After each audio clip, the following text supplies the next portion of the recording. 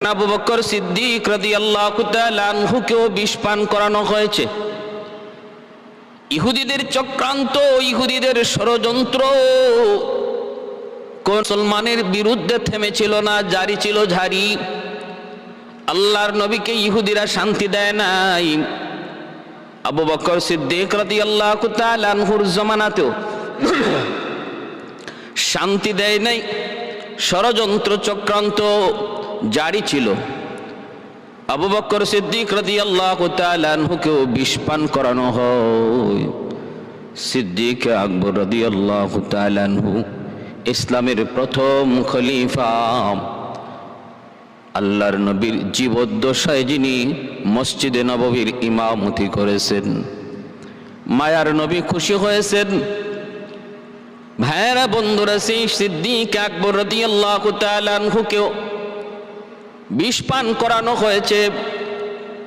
ওনার সাথে আরেকজন সাহাবী, দুইজন মিলে যে রুটি ভক্ষণ করেছিলেন, ওই সাহাবী বলতেছেন, আবু বকর, ও খলিফাতুল মুসলিমিন, আর আপনি এই খানা খাবেন না। আমার যতদূর মনে হচ্ছে এই খানার মধ্যে বিষ মিশানো আছে। আমি যদি, আমার কথা যদি সত্য হয়, আমার ধারণা যদি সত্য হয়, তাহলে আমরা দুজন কিন্তু একই টাইমে মারা যাব। ঠিকই প্রায় বেশ কিছুদিন পর, কয়েক মাস পরেই দুজন তারা এট এ টাইম একই তারিখে মারা গেলেন। এটা এমন একটা বিষ ছিল যেই বিষ সাথে সাথে মানুষ মারা যায় না, কিন্তু নির্দিষ্ট সময়ের পর তাকে অবশ্যই মৃত্যুবরণ করতে হয়। এটা ছিল এমন জাতের বিষ যেই বিষ প্রথম অবস্থায় সেটা ধরা পড়ে না, আস্তে আস্তে নির্দিষ্ট টাইমের ভিতরে তারে মরণের কুলে ঢেলে নেয়। ভাইয়েরা বন্ধুরা, জন্য বলা হয় আবু বকর সিদ্দিক রাদিয়াল্লাহু তাআলা আনহু তিনিও শহীদ হয়েছেন। আমার নবী, রহমতের নবী, মায়ার নবীকেও ইহুদিরা বিষ পান করাইছিল।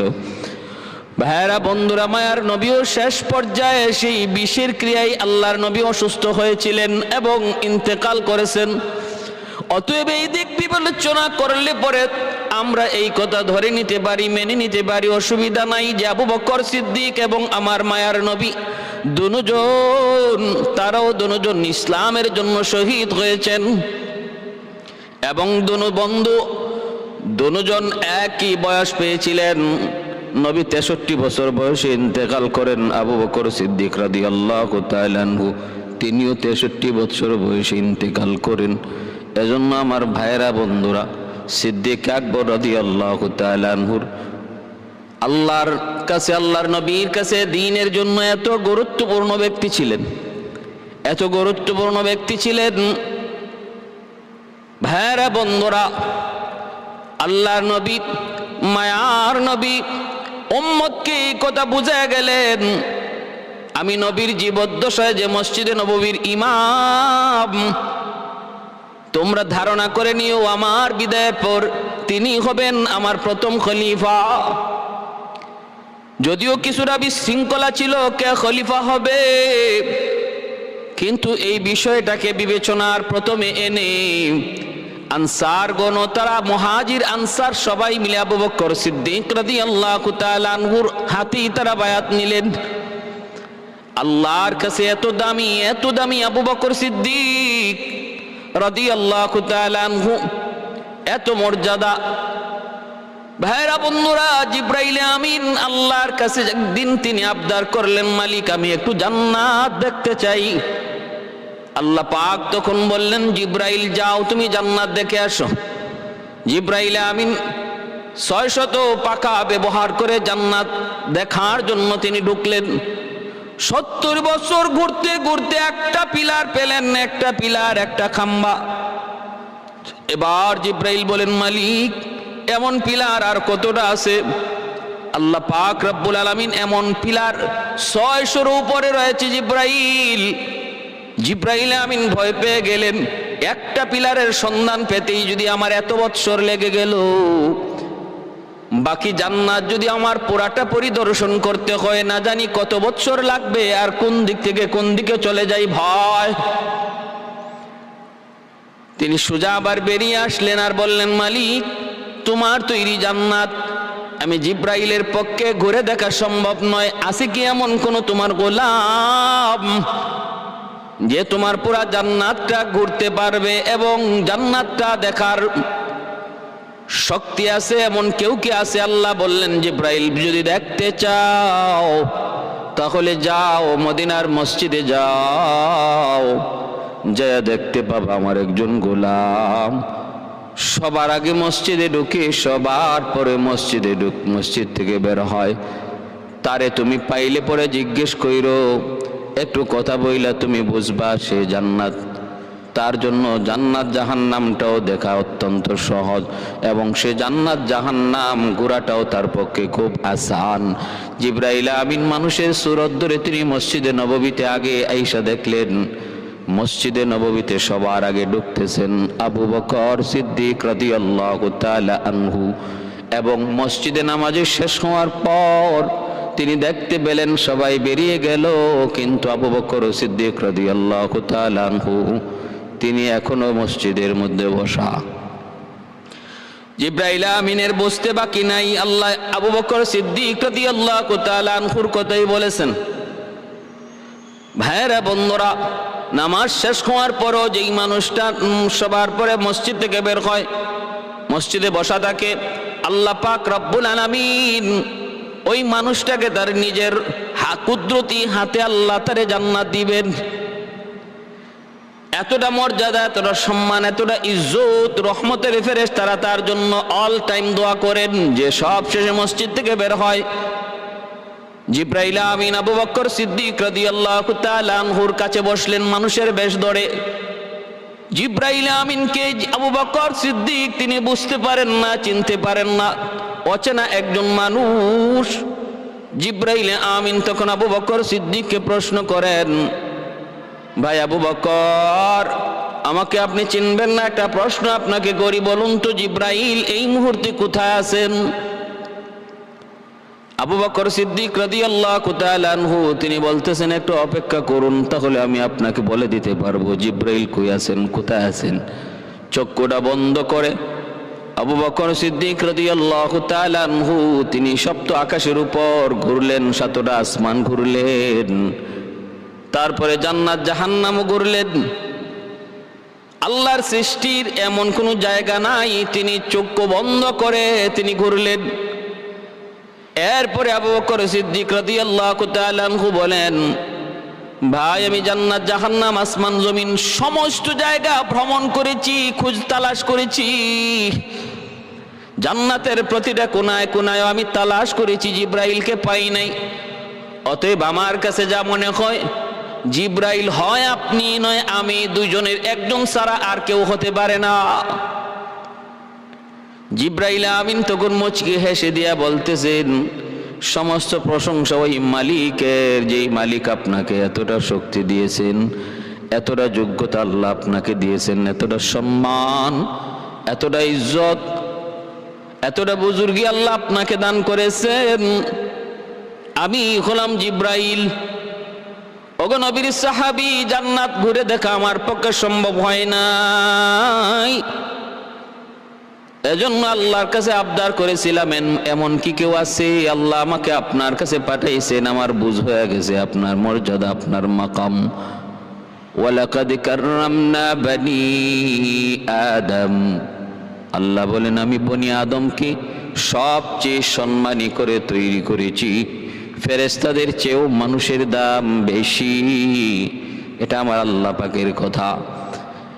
এত বড় সম্মানী একজন নবীর প্রথম খলিফা, যিনি নবীর হিজরতের সঙ্গী, হিজরতের সাথী, আমার নবীর হিজরতের সঙ্গী, হিজরতের সাথী, আল্লাহর নবী বলেন আমি আমার উম্মতের সমস্ত মানুষের ঋণ শোধ করতে পেরেছি, কিন্তু আমার আবু বকরের ঋণ আমি নবী শোধ করতে পারি নাই।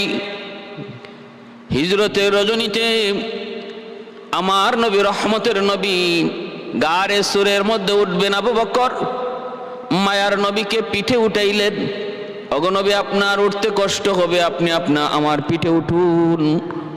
আবু বকর সিদ্দিক রাদিয়াল্লাহু তাআলা আনহু তিনি নবীকে পিঠে উঠাইয়া ওই যে গারে সুর, যেখানে নবী 3 দিন পর্যন্ত আত্মগোপনে ছিলেন হিজরতের রাতে।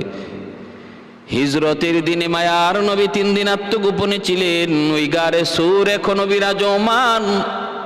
যারা আল্লাহর ঘর দেখতে গেছেন, হজ উমরা করতে গেছেন, তারা গারে সুরের মধ্যে দেখার জন্য গেছেন, জিয়ারা করতে গেছেন। সবার সাহস হয় না এত উপরে উঠার। সেই জায়গায় আবু বকর সিদ্দিক আমার নবীকে পিঠে উঠাইলেন। সেই দিন থেকে আবু বকর উম্মতের সবার আগে চলে গেলেন। আমার নবীকে যেই যখনই নিজের পিঠে উঠাইল, সেই উম্মতের মধ্যে সবার আগে চলে গেল, সেই তার জাতের মধ্যে সবার আগে চলে গেল। বুরাকের পিঠে আমার নবী, বাহনের মধ্যে বুরাক সবার আগে চলে গেল। আল্লাহর নবী, রহমতের নবী, মায়ার নবীকে খাদিজাতুল আল্লাহর নবীর দূত মা হালিমা সাদিয়া রাদিয়াল্লাহু তাআলা আনহার উটের পিঠে নবী উঠলেন। দুর্বল উট সবল উটদের আগে চলে গেল।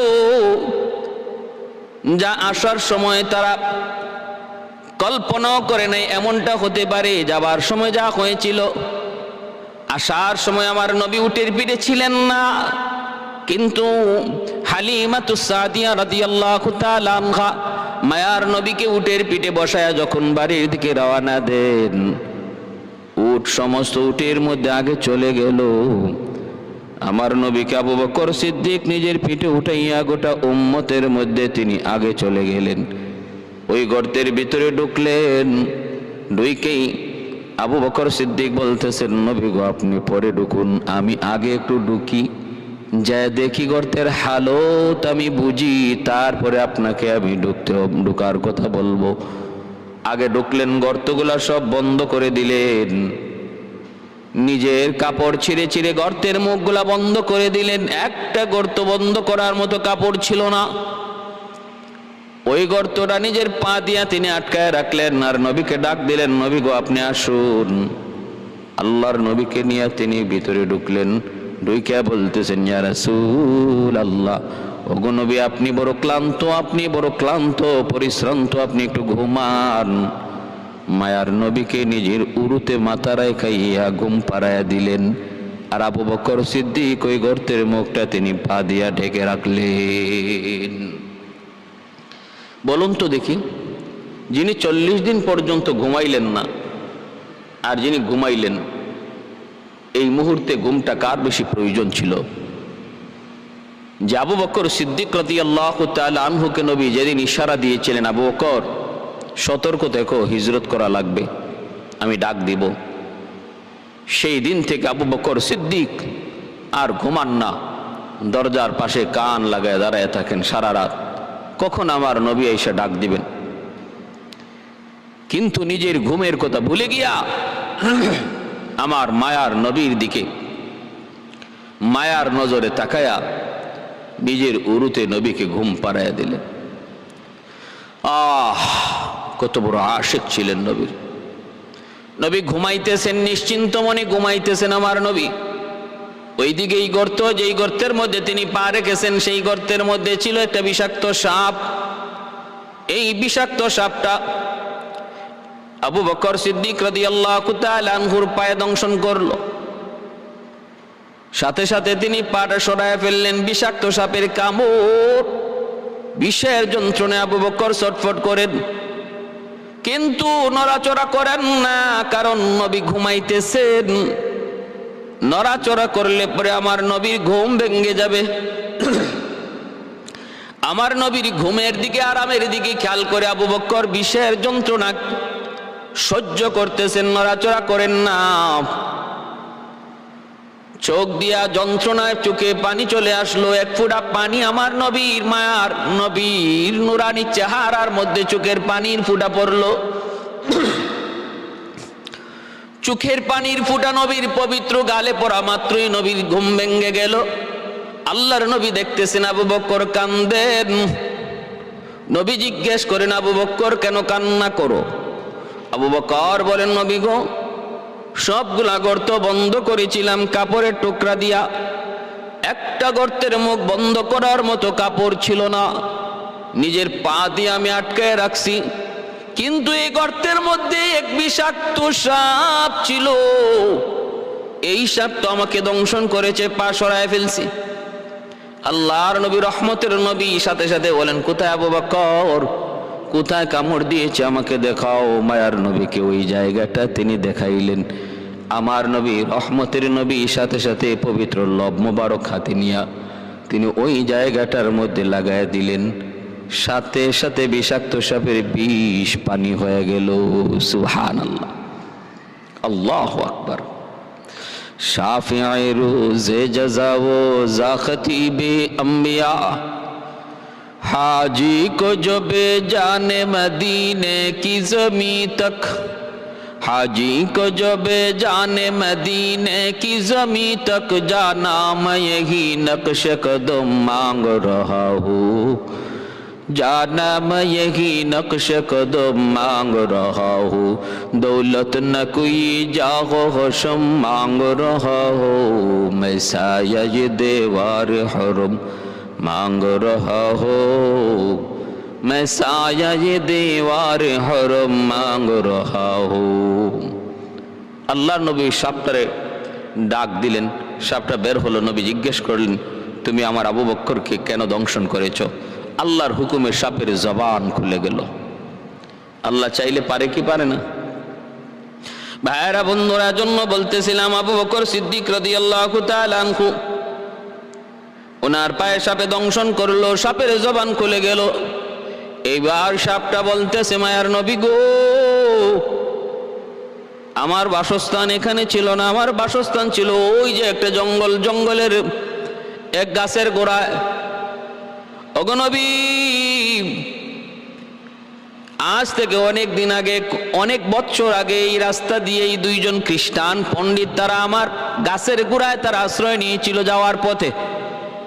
তখন তারা ছিল তাওরাত কিতাবের পণ্ডিত, একজন আরেকজনকে বলা বলি করতেছে, কয় দোস্ত, তাওরাত কিতাবের মধ্যে আখিরি জমানার নবী যেই পাহাড়ে হিজরতের সময় তিনি আশ্রয় নেবেন, আত্মগোপন করবেন, এই সেই পাহাড়, ওই যে দেখা যায় গারে সুর, এখানেই তো নবীজি 3 দিন আশ্রয় নেবেন, আত্মগোপন করবেন। তাওরাতের বর্ণনা অনুযায়ী পুরাপুরি ওই গর্ত আর তাওরাতের বর্ণনা মিলে যায়। আমি তো তাদের কথা শুনে ফেলেছি গো নবী। ওই দিন থেকে আমি মনে মনে ইচ্ছা করেছি আমি বাসস্থান পরিবর্তন করে ওই গর্তে চলে যাব, শুধু এক নজর আপনার নুরানি চেহারা মোবারক দেখার জন্য। আমি গর্তের মধ্যে আমার বাসস্থান করে নিলাম আপনার সাক্ষাতের জন্য, আপনার সন্ধানের জন্য। আমি বেশি দূর খাইতেও যাই না, গর্ত থেকে বের হয়ে আশপাশে কিছু খানা খাই আবার চলে আসি। আজকে 1-2 বছর নয়, দীর্ঘদিন যাবত আমি আপনার অপেক্ষায়। আমার মনের ইচ্ছা, আমার স্বপ্ন, দীর্ঘদিনের স্বপ্ন আজ আমার পূরণ হওয়ার পথে। কিন্তু আপনার সাহাবী আবু বকর আমার গর্তের মুখ পা দিয়া ঢেকে রাখছে। এখন আমার উপায় কি? আমি কেমন করে আপনাকে দেখব? অনেক চেষ্টা করেছি বিভিন্ন পথ দিয়ে বের হওয়া যায় কিনা, কিন্তু আর কোনো বিকল্প রাস্তা ছিল না আমার এই রাস্তা ছাড়া। বাধ্য হয়ে আপনার সাহাবীর পায়ে দংশন করেছি, যেন আবু বকর পাটা সরায় নেয় আর আমি আপনার চেহারা মোবারক এক নজরে দেখি। ওগো নবী, এর জন্য আমার বেয়াদবি হয়ে গেছে, আমি মাপ চাই, যে কোনো শাস্তি দেন, আমি শাস্তি মাথা পেতে নেব। আমি ইচ্ছাকৃত করি নাই গো নবী, শুধু আপনাকে এক নজর দেখার জন্য আমি এমনটা করেছি। সে আবু বকর সিদ্দিক রাদিয়াল্লাহু তাআলা আনহু এত দামি, এত সম্মানী, যার হিজরতে রাতের এক রাতের ইবাদত, গোটা উম্মতের ইবাদত যদি এক পাল্লায় রেখে দেওয়া হয়, মায়ার নবী বলেন আমার আবু বকরের এক রাতের ইবাদতের পাল্লা অনেক ভারী হয়ে যাবে। এত সম্মান, এত ইজ্জত আল্লাহ আবু বকর সিদ্দিক রাদিয়াল্লাহু তাআলা আনহুকে দিয়েছিলেন। সর্বপ্রথম যিনি আমার নবীর উপর ঈমান এনেছেন, আম্মাদান খাদিজাতুল কুবরা রাদিয়াল্লাহু তাআলা আনহুর ইসলাম গ্রহণের পরপর কাফেররা কত কথা কইছে, আমার নবী মেরাজের রজনীতে ঐতিহাসিক সফর করেছেন। এ নিয়ে মক্কার কাফিররা তামাশা করেছে, ঠাট্টা করেছে। অল্প সময়ের ভিতরে এত বড় সফর, এটা কোনো বিবেকবান মানুষ কোনোদিন সেটা বিশ্বাস করবে? মুহাম্মদ মিথ্যা কথা বলে। আল্লাহর নবীর এই কথা আবু বকর সিদ্দিককেও তারাই শোনাইল। তোমার দোস্ত, তোমার বন্ধু আবু বকর কি কয় শুনছো? কয় কি? কয় অল্প টাইমের ভিতরে সে বাইতুল্লাহ থেকে বাইতুল মুকাদ্দাস সফর করেছে, সেখান থেকে আবার 7 আকাশ পারি 7 আসমান পাড়ি দিয়ে আল্লাহর সাথে নাকি সাক্ষাৎ হয়েছে, আবার ফিরেও এসেছে। সময় কদ্দুর? সুবহানাল্লাযী আসরা বিআবদিহি লাইলাম মিনাল মাসজিদিল হারাম ইলাল মাসজিদিল আকসা। সুবহানাল্লাযী আসরা বিআবদিহি লাইলাম মিনাল মাসজিদিল হারাম। লাইলান এখানে নাকেরা। আল্লাহ পাক রব্বুল আলামিনও বুঝাইলেন রাতের অল্প সময় অজুর পানি গড়ায়া এখন তার গন্তব্যে পৌঁছে নাই, জায়গা মতো যায় নাই, এর ভিতরে নবীর এত লম্বা সফর শেষ। সিদ্দিক আকবর রাদিয়াল্লাহু তাআলা আনহু বিন্দু পরিমাণও ওদের কথায় সন্দেহ করেন নাই। তিনি বলছেন আমার নবী বলছেন না কি? বলে হ্যাঁ। আমার নবী যদি বলে থাকেন আমি বিনা চিন্তায় বিনা যুক্তিতে আমি মেনে নিলাম নবীর কথাই সত্য, বিন্দু পরিমাণ কোনো সন্দেহ নাই। তখন থেকে আবু বকর সিদ্দিক রাদিয়াল্লাহু তাআলা আনহুর উপাধি পড়ে গেল সিদ্দিক, সত্যবাদী। ভাইয়েরা বন্ধুরা, সেই আবু বকর সিদ্দিক রাদিয়াল্লাহু তাআলা আনহু প্রায় 2 বছর খেলাফত চালাইলেন। কত ঝড় তুফান মোকাবেলা করলেন। একদিক দিয়া মুসলমানের ভিতরেই কত ফিতনা মাথা চারা দিয়ে উঠেছিল, আবার কিছু মিথ্যা নবীদারও সেজেছিল। সবগুলার মোকাবেলা কঠিন হাতে আবু বকর সিদ্দিক রাদিয়াল্লাহু তাআলা আনহু দমন করলেন। যাকাত দিতে যারা অস্বীকার করেছিল তাদেরকে যাকাত দিতে বাধ্য করলেন। এত কিছু কইরা আবু বকর সিদ্দিক রাদিয়াল্লাহু তাআলা আনহু জীবনের শেষ সময় তিনিও ইহুদিদের দ্বারা বিষ ক্রিয়ায় আক্রান্ত হলেন। খাবার মধ্যে বিষ মিশিয়ে দিল। যে তারা দুইজন খানা খেয়েছিলেন, দুজন একই তারিখে এট এ টাইম মৃত্যুবরণ করেছেন। এতে করে বোঝা গেল আবু বকর সিদ্দিক রাদিয়াল্লাহু তাআলা আনহুর মৃত্যু আমরা স্বাভাবিক মৃত্যু মেনে নিতে পারি না। সিদ্দিকে আকবরকেও শহীদ করা হয়েছে, যেমনটা আমার নবীর ব্যাপারে হয়েছে। এরপরই সিদ্দিকে আকবর তিনি অসুস্থ হয়ে যাওয়ার পর সাহাবায়ে কেরামের সাথে পরামর্শ করে ওনার পরের খলিফা হযরত ওমর ফারুক রাদিয়াল্লাহু তাআলা আনহুর নামটা একদম লিখে গেলেন। সাহাবায়ে কেরামের পরামর্শ নিলেন, সবাই এক বাক্যে মেনে নিলেন যে আপনার পরে খলিফা হওয়ার উপযুক্ত হযরত ওমর ফারুক রাদিয়াল্লাহু তাআলা আনহু।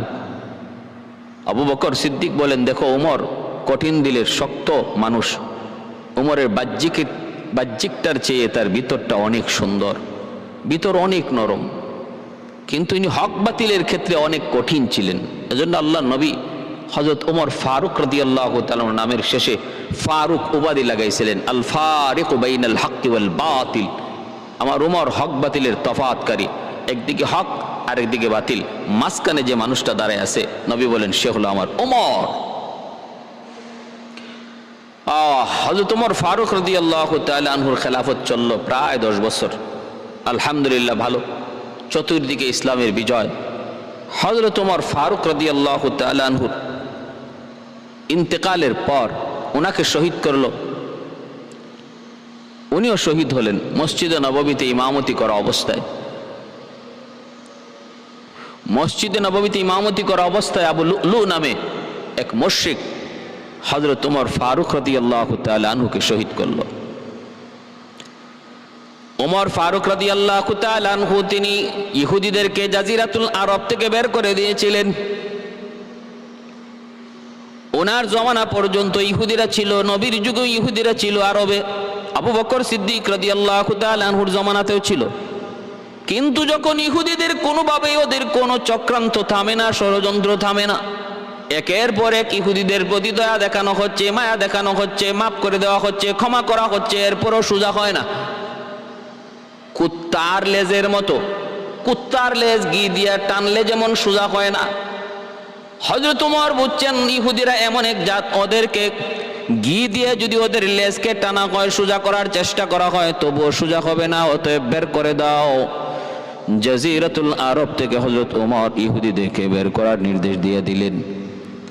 ভাইরা বন্ধুরা, ইহুদিরা বের হয়ে গেল। এই কথাটাও ইহুদিরা তাওরাত কিতাবের মধ্যে তারা জানতো। উমরের জমানায় আমরা আর আরবে থাকতে পারবো না, তাওরাত কিতাবে এই কথাটাও লেখা ছিল। এটা কেমনে বুঝলাম? তারিখের কিতাবের মধ্যে এসেছে। দেখেন, ওরা শুধু আমার নবীকে জানতো তা না, আমার নবীর সাহাবায়ে কেরাম, নবীর খলিফাগণ, খোলাফায়ে রাশেদা, তাদের মধ্যে যে চারজন, তারা কারা কারা হবেন, কার পরে কে হবেন, তাদের প্রত্যেকের মেজাজ মর্জি কেমন হবে, এই টুকটাক বিষয়গুলোও তাওরাত কিতাবে ছিল এবং পণ্ডিতরা জানতো। এরকমই এক তাওরাত কিতাবের পণ্ডিত, সে মরুভূমিতে খেজুর গাছের চাষাবাদ করতেছে। আর হযরত ওমর ফারুক রাদিয়াল্লাহু তাআলা আনহু তখনও মুসলমান হন নাই, তখনও মুসলমানই হন নাই। ওই সময় তিনি রাস্তা দিয়ে কোথাও সফরে যাচ্ছিলেন। তো ওই লোকটার পাশে যাইয়াই তিনি একটু পানি চাইলেন, ভাই আমাকে একটু পানি পান করাবা, তোমার কাছে কি পানি আছে? ওই ইহুদি লোকটা হযরত ওমর ফারুক রাদিয়াল্লাহু তাআলা আনহুর চেহারা দেখে অপলক নয়নে তাকায় রইল, আর কি যেন ভাবতে শুরু করলো। বেশ কিছুক্ষণ দেখার পর বলতেছে, হ্যাঁ আমি আপনাকে পানি পান করাবো, আসুন আমার ঘরে আসুন, বাড়িতে আসুন, আমি আপনাকে বসায় একটু আরামে পানি পান করাবো। হযরত ওমর ফারুক রাদিয়াল্লাহু তাআলা আনহু তার সাথে তার বাড়িতে গেলেন। সে পানি নিয়ে আসলো আর বলল, আমি আপনাকে পানি পান করাতে পারি, একটা শর্ত আছে। কি? শর্তটা হলো, আপনি আমার এই কাগজটার মধ্যে লিখে দিবেন যে আমি আপনাকে আরব থেকে বের করব না, জাজিরাতুল আরব থেকে আপনাকে বের করব না, এই কথাটা লিখে আপনি নিচে স্বাক্ষর দিয়ে দিবেন। হযরত ওমর ফারুক রাদিয়াল্লাহু তাআলা আনহু তখনও মুসলমানই হন নাই, খলিফা হবেন দূরে কথা। তিনি অবাক হয়ে গেলে, এটা কেমন কথা, কি বলতেছো তুমি? এত কিছু বুঝি না, এত বলারও প্রয়োজন নাই, এটা লিখবেন কিনা বলেন, স্বাক্ষর করবেন কিনা বলেন, করলে পানি দেব নতুবা না। হযরত ওমর ফারুক রাদিয়াল্লাহু তাআলা আনহু তিনি অবাক হয়ে গেলেন। তারপরে বলতেছেন ঠিক আছে। তিনি ভাবলেন, এটা কি কয়, কেমন কথা, যা হয় হবে নাও, তোমার কাগজে আমি লিখে দিলাম, স্বাক্ষরও করে দিলাম, আমাকে একটু পানি পান করাও। তারপরে তিনি পানি পান করলেন। ওমর ফারুক রাদিয়াল্লাহু তাআলা আনহু তিনি এরপরে জিজ্ঞেস করলেন, রে ভাই একটু বলো না দেখি কি ব্যাপার, কও না দেখি। ইহুদি তখন কয়, উমর আমি তাওরাত কিতাবের একজন পণ্ডিত, তাওরাত কিতাবের একজন পারদর্শী। তাওরাত কিতাবের মধ্যে আখিরি জমানার নবীর কথা এসেছে, নবীর সাহাবীদের কথা এসেছে, নবীর খলিফাদের কথা এসেছে। প্রথম খলিফা হবে আবু বকর, দ্বিতীয় খলিফা হবে ওমর, তৃতীয় খলিফা হবে উসমান, চতুর্থ খলিফা হবে আলী। ওমর আমি তো এই চ্যাপ্টার পড়েছি তাওরাতের মধ্যে, আবু বকরের চরিত্র কেমন হবে, আবু বকরের চেহারা কেমন হবে, আবু বকরের শাসনামল কেমন হবে, সব কিছু আমি পড়েছি। এরপরে আবু বকরের পর দ্বিতীয় খলিফা হবে ওমর, ওমরের চেহারা সুরত কেমন হবে, ওমরের মেজাজ কেমন হবে, ওমরের শাসন ব্যবস্থা কেমন হবে, তাও আমি পড়েছি। ওমর আমি যখন তোমার চ্যাপ্টারটা পড়লাম, সেখানে আমি তোমার ব্যাপারে যা কিছু তাওরাতে পেয়েছি, পুরাপুরি চেহারা এবং বডির আলামত তোমার সাথে মিলে যায়। তোমাকে প্রথম দর্শনে আমি বুঝে ফেলেছি তুমি সেই ওমর। যখন তোমার নাম জিগাইলাম, নামও তুমি বলে দিলা ওমর। অতএব আমার পড়ালেখা আর সব কিছু 100 মিলে গেল। শাসন ব্যবস্থাটা আমি এমন পড়েছি ওমর, তোমার শাসন আমলে এমন হবে ইহুদিদেরকে জাজিরাতুল আরব থেকে বের করে দেওয়া হবে। অতএব আমি এখনই লিখে নিলাম, ওই দিন তুমি আমার কথা ইয়াদ তোমার নাও থাকতে পারে, আমি ওই দিন যেই দিন তুমি বের করে দেওয়ার জন্য আদেশ দিবে কাগজের টুকরাটা সাথে করে নিয়ে তোমার সামনে হাজির হব, যদি আল্লাহ আমাকে বাঁচায় রাখে। फारूक तेरा नाम से इस्लाम रहेगा, दुनिया की अदालत में तेरा नाम रहेगा, दुनिया की अदालत में तेरा नाम रहेगा।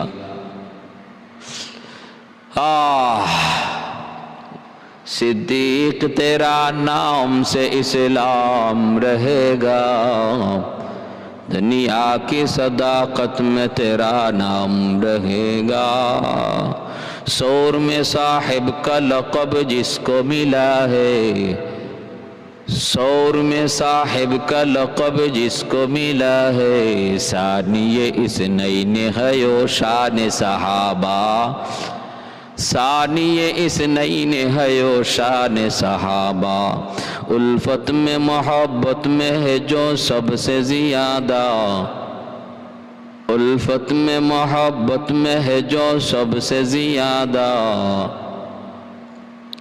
सिद्दीक है नाम तेरा शान सहाबा, सिद्दीक है ओ नाम तेरा शान सहाबा। ऐलान कर काबा में किया जिसने इबादत, ऐलान कर काबा में किया जिसने इबादत, फारूक लक़ब नाम उमर शान सहाबा, फारूक लक़ब नाम उमर शान सहाबा। इमदाद किया जान से और माल से, इमदाद किया जो जान से और माल से इमदाद किया जो, हजरत ज़िन्नूरैन है यो शान सहाबा, हजरत ज़िन्नूरैन है यो शान सहाबा। बातिल को तहते ने किया जिसको बहर जा, हैदार लक़ब नाम अली शान सहाबा, हैदार लक़ब नाम अली शान सहाबा। ভাইরা বন্ধুরা, হযরত ওমর ফারুক রাদিয়াল্লাহু তাআলা আনহু এরপরে তিনি ইসলাম গ্রহণ করলেন, আমার নবীর সঙ্গী হলেন, সাথী হলেন, হক বাতিলের তফাৎকারী হলেন, প্রকাশ্যে ইসলামের দাওয়াত দিলেন। ইসলাম গ্রহণ করার পরই বাইতুল্লাহর সামনে তিনি নামাজ আদায় করলেন। এ ভাই, বাইতুল্লাহর সামনে সর্বপ্রথম নামাজ আদায় করেন হযরত ওমর আমার নবীকে নিয়া। আওয়াজ দিয়া ঘোষণা করে বলে দিলেন, আসনি এমন কেউ যে সন্তানকে এতিম বানাইবা, আসো ওমরের তলোয়ারের সামনে আসো। আসনি এমন কেউ বিবিকে বিধবা বানাইবা, আসো আমি ওমরের সামনে আসো। আসনি এমন কেউ যাকে যে তার মাকে সন্তান হারা বানাইবা, আসো আমি ওমরের সামনে আসো।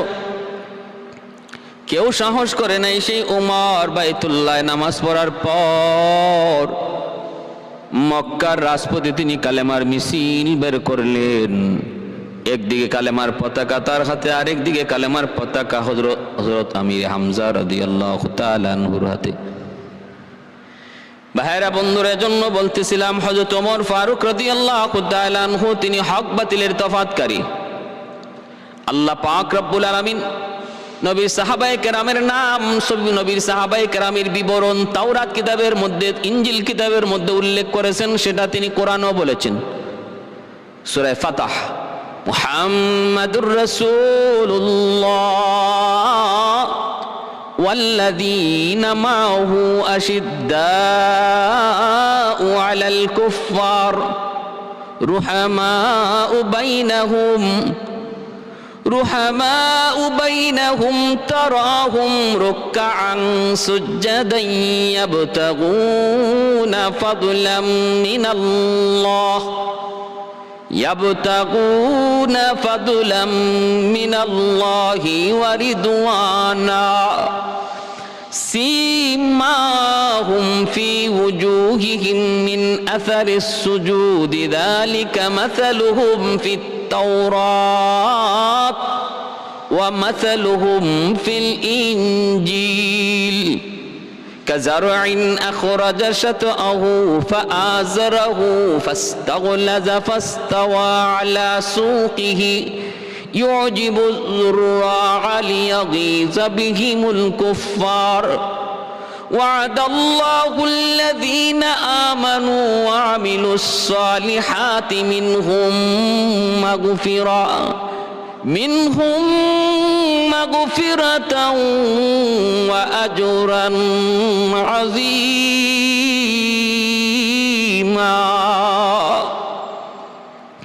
এই জায়গার মধ্যে আল্লাহ পাক রব্বুল আলামিন তাওরাত আর ইনজিল কিতাবের ভিতরে আমার নবী সাহাবায়ে কেরামের নাম, তাদের বিবরণ, তাদের আখলাক, তাদের চরিত্র, তাদের বৈশিষ্ট্য, এই বিষয়টা আল্লাহ পাক রব্বুল আলামিন তুলে ধরেছেন। এজন্যই হযরত ওমর ফারুক রাদিয়াল্লাহু তাআলা আনহুর খেলাফত শুরু হলো।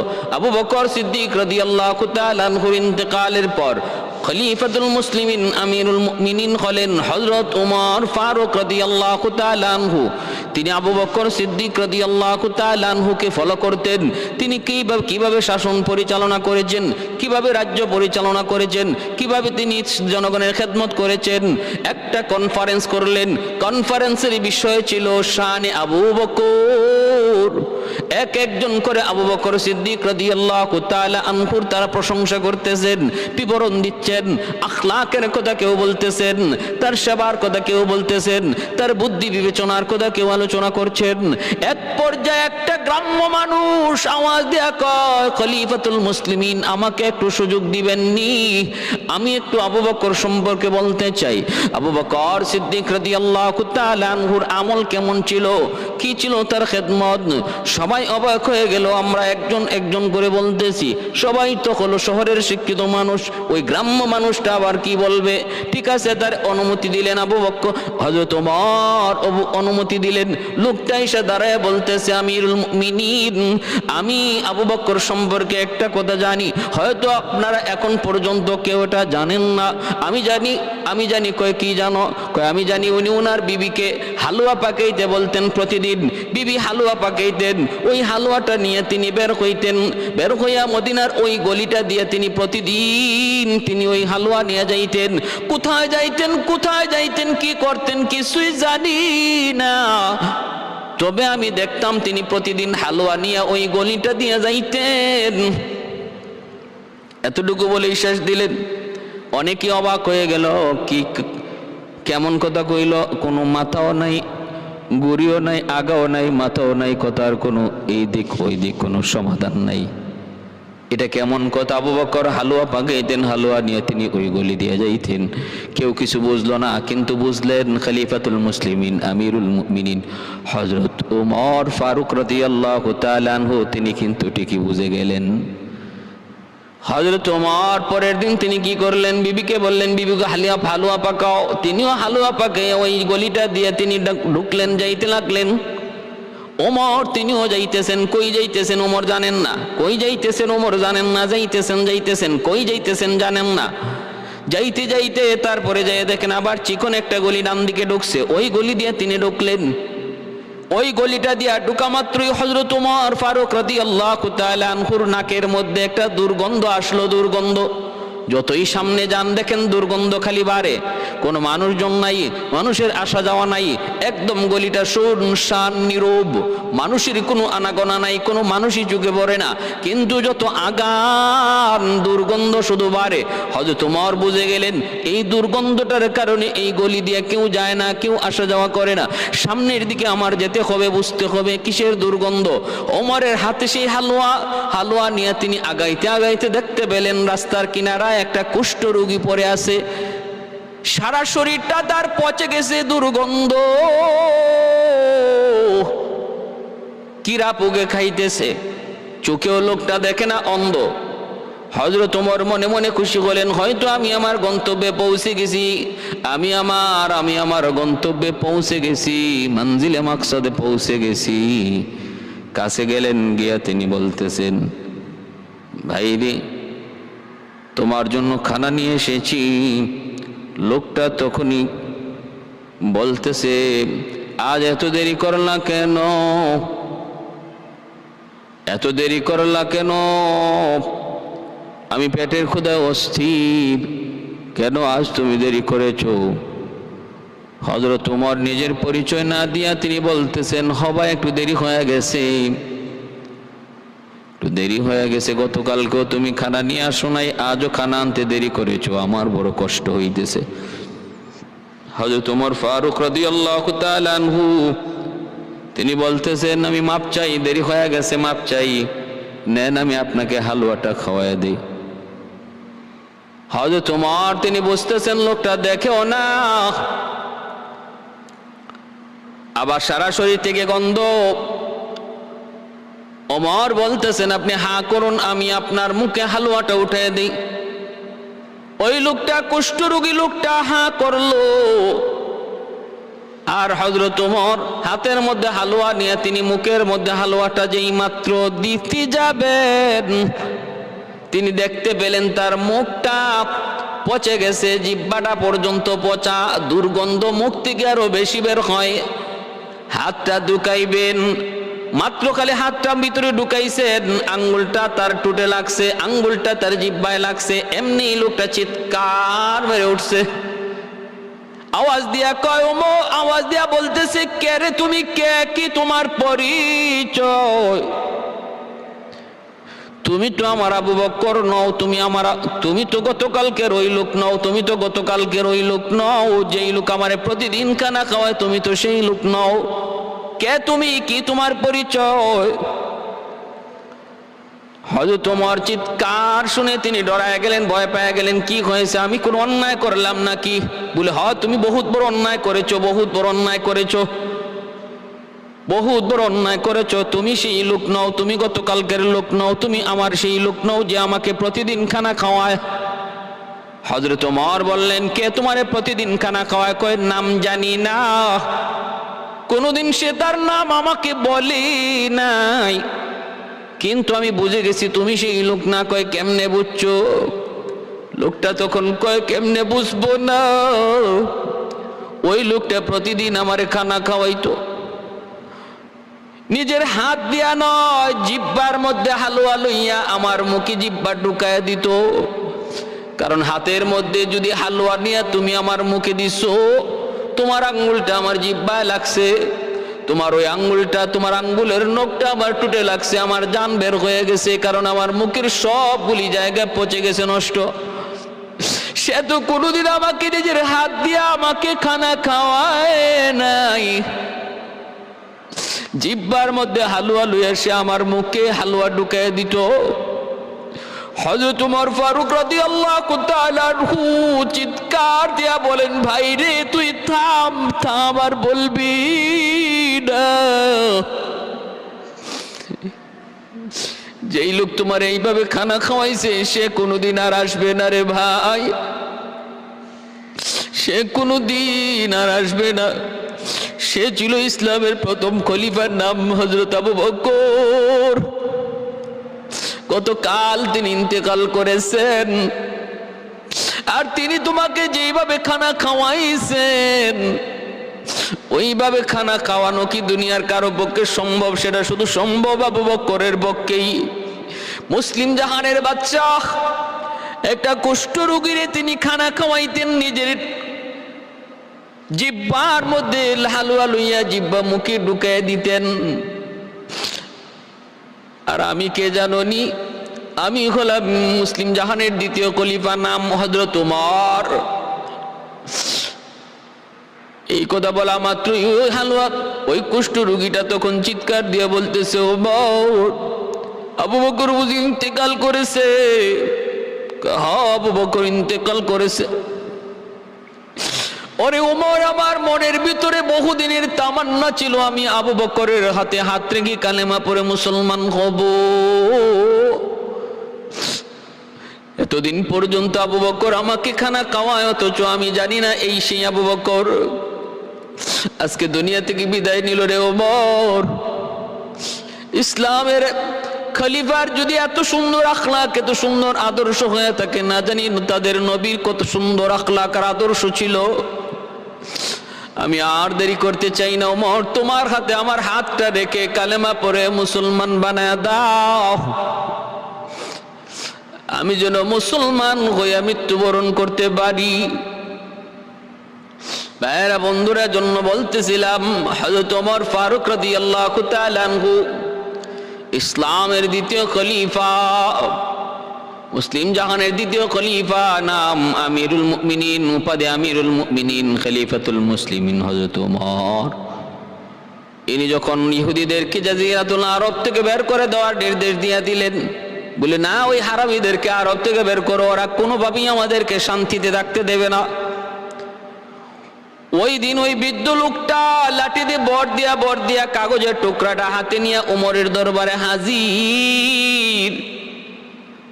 হযরত ওমর ফারুক রাদিয়াল্লাহু তাআলা আনহু অবাক হয়ে গেলেন, লোকটারে চিনতে পারেন না, সে অনেক বৃদ্ধ হয়ে গেছে, চিনার কথাও না, চিনার মতো না, চোখটা ছোট হয়ে গেছে, বডিটা বাঁকা হয়ে গেছে। কাগজের টুকরাটা আইনা আমিরুল মুমিনিন খলিফাতুল মুসলিমিন ফারুক আজম ওনার কাছে নিয়ে চিঠিটা হাজির করে দিল। হযরত ওমর চিঠির দিকে তাকায় দেখতে পেলেন ওই সেই কাগজ, যেই কাগজ আজ থেকে অনেক অনেক বছর আগে লোকটা আমার কাছে লিখিত নিয়ে স্বাক্ষর নিয়েছিল।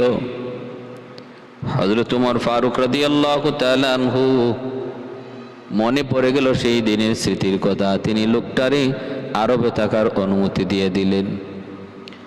ভাইরা বন্ধুরা, জন্য বলতেছিলাম ইহুদিদের মনের ভিতরে অনেক ক্ষোভ ছিল, মুশরিকদের মনের ভিতরে অনেক ক্ষোভ ছিল। হযরত ওমর অনেক রাগী, হক বাতিলের ক্ষেত্রে উনি অনেক কঠিন। আশিদ্দা ওয়ালাল কুফার তাফসীরের কিতাবের ভিতরে লিখেন আল্লাহ পাক এই কথাটা হযরত ওমরের শানে বলেছেন।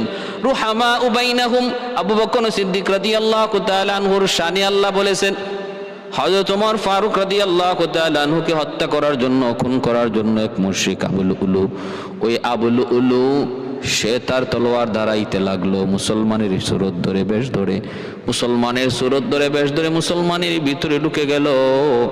আর হযরত আবু বকর, হযরত ওমর ফারুক রাদিয়াল্লাহু তাআলা আনহু তিনি যখন মসজিদে নববীতে তিনি যখন নামাজ পড়াইতেছেন, একদিন এসে হযরত ওমর ফারুক রাদিয়াল্লাহু তাআলা আনহুর কাছে সে একটা বিচার দিল। সে একজনের গোলাম ছিল, আয়েশা বলতেছে, ও আমিরুল মুমিনিন, আমার মালিক আমার উপরে জুলুম করতেছে। বলে কি? সে আমাকে বলতেছে আমি যেন তারে দৈনিক এত দিরহাম দেই। হযরত ওমর বলতেছেন যে তুমি কি কাজ করো? কয় আমি কামারের কাজ করি, লোহার কাজ করি। হযরত ওমর বলেন তাহলে এতটুকু টাকা মালিককে দেওয়া তোমার জন্য কঠিন কিছু নয়। এতে হেসে ক্ষিপ্ত হয়ে গেল, জিদ বাঁধলো, কয় ঠিক আছে তাহলে আমিও একটু দেখব। ওই এর থেকে আবুল উলু যাইয়া সে তার ওই ছুরিটা ধারাইতো আর হযরত ওমরকে হত্যা করার জন্য প্ল্যান বানাইতো। ভাইয়েরা বন্ধুরা, মসজিদে নববীতে জামাত দাঁড়ায় গেছে, হযরত ওমর ইমাম, প্রথম কাতারে আবুল উলু দাঁড়ায় গেছে। হযরত ওমর ফারুক রাদিয়াল্লাহু তাআলা আনহু মাত্র নামাজ শুরু করেছেন, এমনি উপর জুপুরি পিছন থেকে ওই চাদরের নিচ থেকে তলোয়ারটা বের করে উপর জুপুরি আঘাত করতে লাগলো, আঘাতের পর আঘাত করতে লাগলো। হযরত ওমর খলিফাতুল মুসলিমিন, হযরত ওমর সাথে সাথে তিনি পড়ে যাবেন, আঘাত খেয়ে খেয়ে তিনি পড়ে যাবেন। তিনি যখন বসতেছেন নামাজ থেকে তিনি পড়ে যাবেন, ওই মুহূর্তে পিছনে হযরত আব্দুর রহমান ইবনে আউফ রাদিয়াল্লাহু তাআলা আনহু সোজা উনার পিছনে উনাকে টান দিয়া ইমামের জায়গায় দাঁড় করায়া তিনি বুঝাইলেন নামাজ শেষ করো। আমি ওমরের জীবনের চেয়েও নামাজের দাম বেশি, নামাজ কেউ নষ্ট করো না, ভঙ্গ করো না, নামাজ শেষ করো। হযরত আব্দুর রহমান ইবনে আউফ রাদিয়াল্লাহু তাআলা আনহু ইমামের জায়গায় যাইয়া অল্প সময়ে নামাজ শেষ করলেন। আর মিম্বরের এক পাশেই হযরত ওমর তিনি পড়ে গেলেন, রক্তে মসজিদে নববীর মিম্বর ভেসে যাচ্ছে। ভাইয়েরা বন্ধুরা, নামাজ শেষ করলেন তাড়াতাড়ি। এইদিকে আবুল উলু বের হওয়ার সময়ও অনেককে সে আহত করলো, ছুরি দিয়ে অনেককে আহত করলো, কিন্তু বেশি দূর যাইতে পারলো না, তারও গ্রেপ্তার করা হলো। হযরত ওমর ফারুক রাদিয়াল্লাহু তাআলা আনহু তিনি এখানেই মসজিদে নববীতে পড়ে গেলেন। রক্তে মসজিদে নববীর মিম্বর লাল।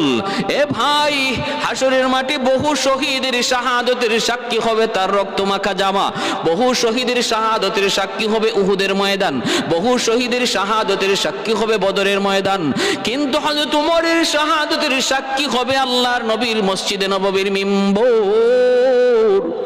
যেই মিম্বর হযরত উমরের রক্তে লাল হয়ে গেছিল। হযরত উমর রাদিয়াল্লাহু তাআলা আনহু জীবনের শেষ সময়টাতে তিনি জানতে চাইলেন কে আমাকে মারছে বলে। আবুল উলু তিনি শুকরিয়া আদায় করলেন, মালিক আমি কোনো মুসলমানের হাতে খুন হই নাই, এক মুশরিকের হাতে খুন হয়েছি, তোমার দরবারে হাজারো শুকরিয়া, তোমার দরবারে হাজারো শুকরিয়া। ভাইরা বন্ধুরা, দুশমনরা দেখেন মুসলমানের ভিতরে ডুইকা, মুসলমানের লেবাস পইরা ইসলামের এত বড় বড় ক্ষতি কইরা গেছে। অতীতের ইতিহাস তালাশ করে দেখেন, সম্মুখ যুদ্ধে কখনো বেঈমানরা মুসলমানের সাথে পারে নাই, সম্মুখ যুদ্ধে কখনো ওরা মুসলমানের সাথে মোকাবেলা করে জয়ী হতে পারে নাই। যতটা অঘটন ঘটাইছে মুসলমানের ভিতরে ডুইকা ষড়যন্ত্র কইরা, মুসলমানের নাম লইয়া মুসলমানের ভিতরে দলাদলি সৃষ্টি কইরা, মুসলমানের ভিতরে ডুইকা মুসলমানের ক্ষতি ইহুদিরা বেশি করছে, মুনাফিকেরা বেশি করছে, নাসারারা বেশি করছে, কৌশল কইরা ষড়যন্ত্র কইরা। কিন্তু সম্মুখ যুদ্ধে সরাসরি বাহাদুরির মাঠে মুসলমানদের সাথে দুশমন কোনো দিন টিকতে পারে নাই। হযরত ফারুক আজম ওমর ফারুক রাদিয়াল্লাহু তাআলা আনহু শহীদ হলেন। এর আগে তিনি সন্তান ছেলেকে পাঠাইলেন, যাও আম্মাজানের কাছে যাও, আয়েশার কাছে যাও, যা বলো তার ওই জায়গাটা আমাকে দিবে কিনা, যে জায়গাটা উনি নিজের জন্য রাখছেন আল্লাহ নবীর পাশে শোয়ার।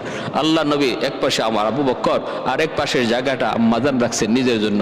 বাবা তুমি যা বলো, আমার মনের শেষ ইচ্ছা, আমার শেষ ঘুমটা যেন আমার নবীর পাশে হয়, আম্মাজান দিবে কিনা। আম্মাজান দিয়া দিছেন।